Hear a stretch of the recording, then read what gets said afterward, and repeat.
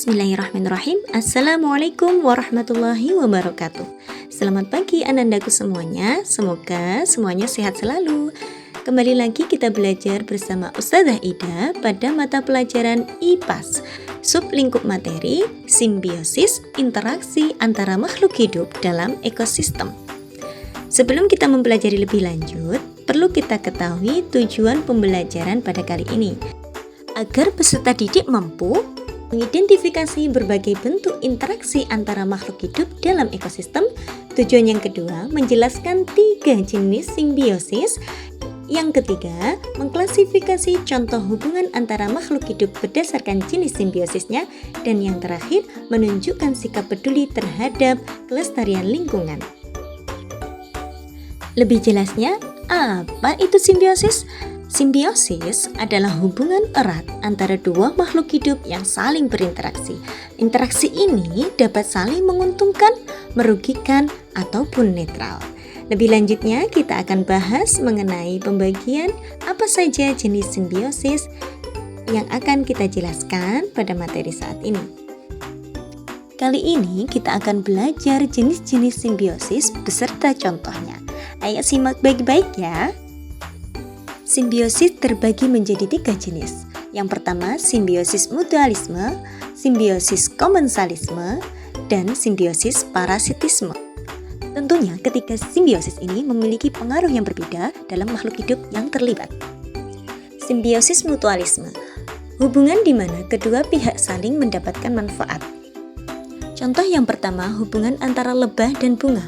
Lebah mendapatkan nektar sementara bunga terbantu dalam proses penyerbukannya. Contoh yang kedua, hubungan antara kerbau dan burung jalak. Burung memakan kutu yang ada di tubuh kerbau sementara kerbau terbebas dari parasit yaitu kutu. Simbiosis yang kedua, simbiosis komensalisme, hubungan di mana satu pihak diuntungkan, pihak lain tidak dirugikan atau diuntungkan. Contohnya, hubungan antara ikan badut dan anemon laut. Ikan badut mendapatkan tempat, anemon tidak terpengaruh dengan hal tersebut. Dan contoh kedua, ikan remora dan ikan hiu. Remora mendapatkan sisa makanan dari hiu, hiu tidak terpengaruh. Simbiosis yang ketiga adalah simbiosis parasitisme, hubungan di mana satu pihak diuntungkan dan pihak lain dirugikan. Contohnya, cacing pita yang berada di perut sapi. Cacing pita mendapatkan makanan dan tempat, sapi merasa kesakitan. Kemudian kutu yang ada di tubuh kucing, di mana kutu juga mendapatkan makanan dan tempat, sementara kucing menjadi gatal dan merasa dirugikan. Tentunya adanya simbiosis sangat berperan dalam ekosistem. Apa saja perannya? Yang pertama, menjaga keseimbangan ekosistem. Kemudian yang kedua, mendukung kelangsungan hidup antara spesies, meningkatkan efisiensi ekosistem, menunjang siklus alam dan rantai makanan, mendorong keanekaragaman hayati, dan membentuk jaringan kehidupan yang stabil. Selanjutnya, dampak adanya hubungan simbiosis atau interaksi antara makhluk hidup tadi. Hubungan saling menguntungkan membuat makhluk hidup lebih mudah bertahan keberlangsungan hidupnya. Sementara di sisi lain, hubungan yang merugikan dapat mengganggu kesehatan atau melemahkan inang atau bahkan menyebabkan kematian. Nah, lantas bagaimana peran manusia? Manusia berperan penting menjaga hubungan antara makhluk hidup satu sama lain. Dengan melestarikan hewan dan tumbuhan, manusia ikut menjaga keseimbangan alam.